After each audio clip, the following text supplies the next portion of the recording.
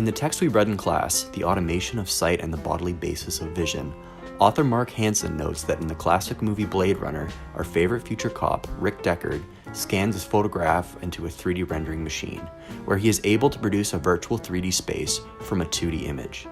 By using voice commands, he is able to shift his perspective around the space and locate his suspect, who is not even part of the original image.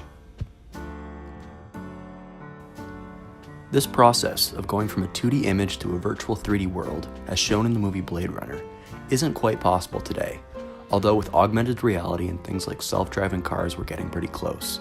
The inverse, however, going from a virtual 3D world to a 2D image happens almost every day in our modern lives.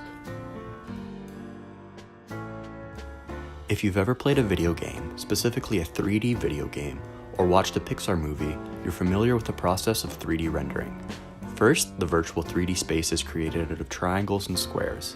These faces are arranged like origami, folded into 3D objects with more complex structures just requiring more of these basic shapes. Next, a virtual camera decides the player's perspective. Since whatever screen you're going to view this image through is bound to be two-dimensional, the view from the camera needs to be collapsed down to the second dimension. This process is called rasterization and takes all the mathematical curves and lines and converts them to a grid of pixels for your viewing pleasure. Although not quite the same application that was depicted in 1982's Blade Runner, it is interesting that with today's advanced computing power, the idea of a three-dimensional virtual space existing solely inside of a computer became a reality.